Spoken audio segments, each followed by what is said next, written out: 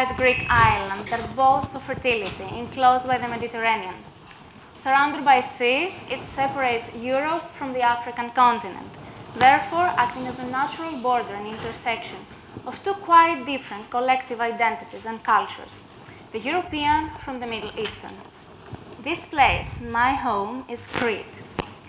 Reflecting on my life as a 21-year-old university graduate, I see in it the intersection of three themes that have shaped my path. These three themes, mobility, identity, and gender, are the topics of my speech today. Mobility has been an entire way of life for me since my childhood.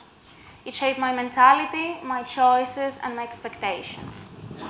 I got used to moving since I was a kid, so the first time I had to move out from Crete was when my parents got divorced. This is when I moved to Athens with my mother, and I was enrolled at a French Catholic school, strict and conservative, filled with nuns with gray scarves. They taught me perfect French and the necessity of savoir-faire, in other words, how to behave well in a socially acceptable manner. I was undoubtedly the perfect fit for the sterile knowledge of the Greek education system. You see, I was easily memorizing stuff. At high school, I decided I had to make a move again. So I informed my teachers that I would quit, I would not go through the national exams, and I would prepare to study abroad. This was during the beginning of the crisis in Greece, in 2009. Everybody thought I was crazy, both me and my parents, of course. Despite what everybody thought and said, there was a voice inside me screaming that I had to overcome all barriers and go abroad for my studies. This led me to choose the private international baccalaureate school, Athens College, polar opposite of every education system I have experienced up to that day. The courses were completely in English, some people thought I had some weird connection with Paris, and needless to say that an entire classroom burst out laughing when I pronounced Christ with such a Frenchy accent. In other words, I was going through the first serious identity shock of my life. Fortunately, I survived the 2 years of the program, and I was successfully admitted to study economics in London. I stayed in the Royal and Reigning United Kingdom for 3 years, I took my degree, and the next step could easily be settling down there. Instead, I chose to challenge the mainstream path and book a ticket for the South. You know, the South has always been attractive to me. Vuelvo al sur, as you say in Spanish. And so, I landed in Buenos Aires. If you ask me what defines my life up to now, I would say mobility. This is exactly the characteristic that makes it no different than many other young individuals of our generation, perhaps many of you. I got used to moving since I was a kid. By moving, meaning leaving something behind while having something awaiting ahead of me. In fact, we're all part of a generation which is usually referred to in terms of flows. Immigration flows, student flows, worker flows. And wherever there is mobility, what naturally lies ahead is adaptation. Popular wisdom says that the way you treat failure shows your personality. I would say that the way you adapt to new circumstances and new environments shows your identity. We're blessed to live during an era when mobility is democratized, when the young soul portrays the flaneur spirit, the wanderlust, the quest for self-discovery. You might rationally think that mobility is a privilege. And look, even me now on stage, I represent a minority who has had the ability to cross the entire Atlantic for 17 hours at a comfortable airline seat just to explore the world. I acknowledge that there are barriers to being mobile, social, economic, political, and so forth. I could give you a convincing theoretical explanation from my science, economics, of how to overcome these barriers on the micro or macro level, but I'm sure you've had enough of theories, coefficients, predicting impacts, and statistics. I risk sounding like a grandma now, but I'll speak from experience. In every corner of the planet I had the chance to step on, I met young people my age whose paths provided me with beautiful stories about the inspiration of being mobile. People who are indeed the inspiration of my talk. More specifically, I met people who study abroad with 4 scholarships from their home as well as host country. Students who crowdfunded to attend international conferences or pitch for their startup abroad. Young talents who appeal to wealthy individuals and foundations for research grants, and even people whose governments fund them to represent them in the international community. Young hearts who left their corporate jobs to volunteer with orphans or prostitutes, or even crossed half of the planet to save little turtle eggs. I'm not fooled to believe that money does not facilitate traveling. Money being the crude way of what we delicately mean by resources in economics. But equally, I cannot ignore one key trait in all these individuals: persistence. Therefore, I'm advocating today that mobility is not a privilege, but an opportunity to be taken.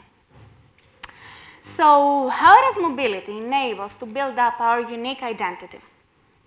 At any point in time where this exclusive combination of influences of our environment, a mixture of moments experienced and stimuli received. Imagine our identity at any present time as the synthesis of all our cumulative experiences of the past.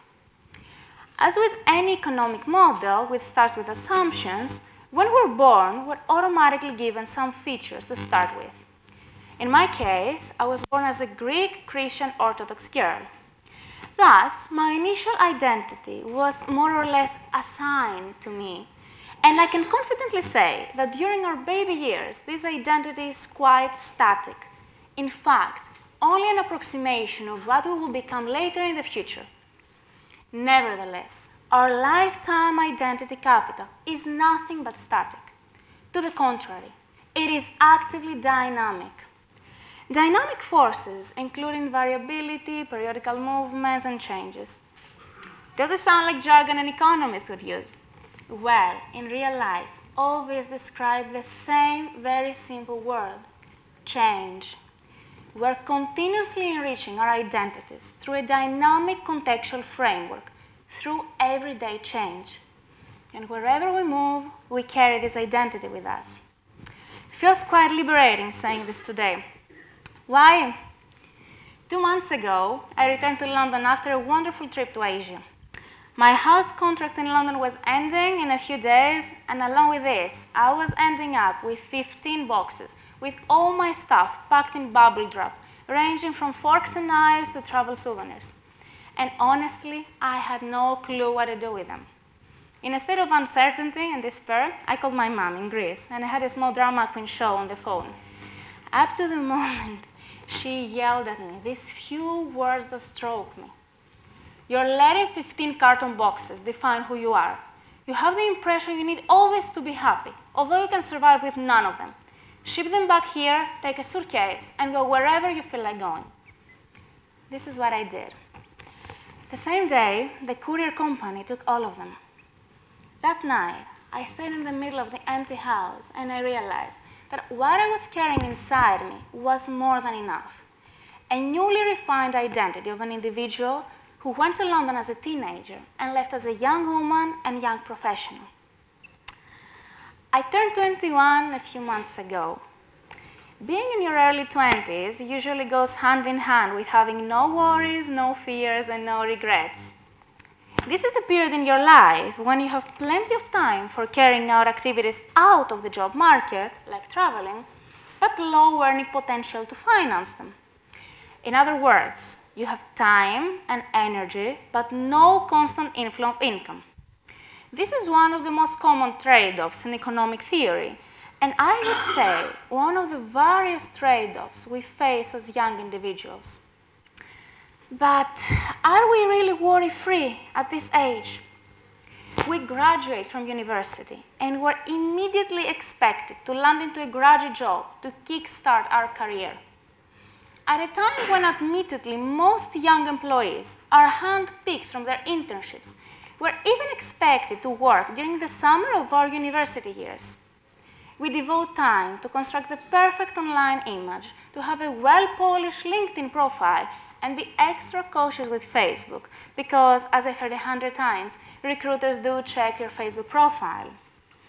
Our identities are placed in frames since our student years, frames in which we're expected to adapt. Often people have a business card since a very young age, while if you want to work for a big multinational firm, you need to take tons of psychometric tests to be hired. Tests that check your value system and the way you take decisions. Isn't this another example that our identity is constantly investigated? I'm definitely the wrong person to give you advice on the job market. Why? Because I will discover it with many of you in the years to come. There are, however, two thoughts I would like to share with you. Thoughts from advice people have given me and I'm trying to incorporate in my own life.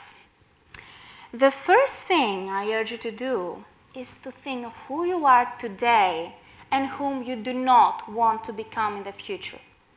It should not just be your skills that match the job, but probably more important is to find a job matching your identity. A job tailored to your talents, your creativity, and most of all, the aspiration you have of yourself.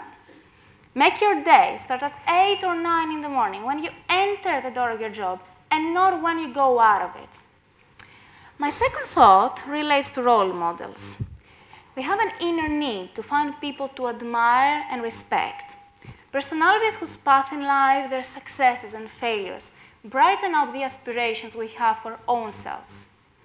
With information so readily available, it is relatively easy to idolize people far away from us, from poets to politicians and scientists to artists. Have you ever thought, though, that the most wonderful role models might be in very close proximity to you? The person sitting right next to you, your family or your friends, the very same people who influence your identity.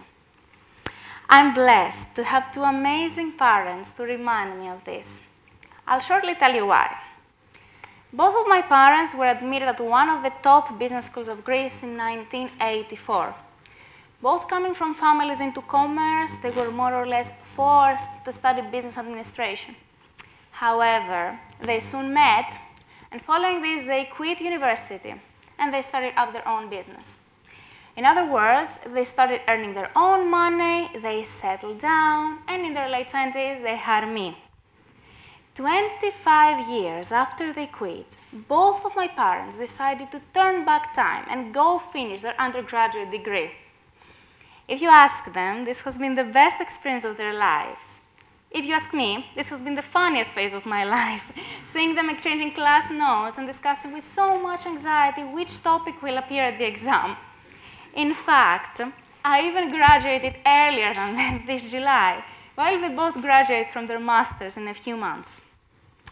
The reason I told you this story is because my parents' decision placed them at the very center of this microcosm of little heroes I have built around me and from which I draw inspiration.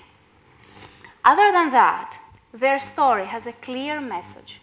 It's never late to embark on a journey that will make your identity stronger and richer. I left the most obvious part of my identity for the end. How it feels being a 21-year-old woman. Well, if you want an honest answer, it makes me feel resourceful, agile, and confident. You might expect me to engage in common rhetoric, such as that sexism cuts women's wings while feminism strengthens them. Believe it or not, economics has immensely helped me to face these issues with rationality rather than sensitivity, to place women in a comparative framework, to face gender inequality as an aggregate phenomenon to be tackled rather than pure injustice. Maybe you think I'm too naive to think this way, but this approach makes me believe that sooner or later humanity will develop the tools to solve gender inequality through policy making rather than wonderful speeches on how unfair the world has been to women. On a more personal note, if you follow my belief that what defines you is your identity, does it really matter whether sexism exists or what the term feminism really means? To be frank with you, I come from a very female-centered family. something that definitely obscures my view on gender stereotypes. I'm used in seeing women at the top of the hierarchy, having a high earning potential, and having a determinant role in family decision making. Certainly a privilege offered to me from the countries I've lived in, Greece and the UK. It is clear then that your childhood experiences, as well as the overall tendency in the country you live in, influence the way you treat the balance of powers between the two genders. Growing older might soon prove me that I'm in a state of daydreaming. But for the moment, I stay firm in my belief that if you have a robust identity, people can see an entire universe behind your long, impressive hair, your high heels, or your feminine voice. Talking to the female audience here today, treat your femininity as an asset to your identity and not as a barrier.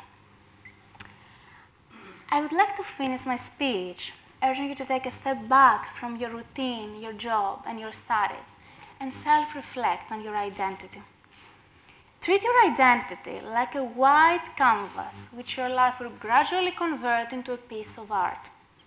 You're the painter of it, so you choose the colors you want to use. Nobody expects you to produce a masterpiece, but something representative of yourself. You will come across many different phases in your life. Some will be black and white, others will be colorful. But no matter what, this is going to be your creation. Go out of your comfort zone, stay alone, learn how to enjoy solitude, move. Because only by moving, you can discover new color shades, new patterns of painting your identity, new paths to follow, and new ways to evolve. Treat your identity as your brand in life, your reference point. In the words of Gabriel Garcia Marquez, human beings are not born once and for all the days their mothers give birth to them, but life obliges them over and over again to give birth to themselves. Give birth to your brand. Give birth to the identity that would make you proud of having. Thank you very much.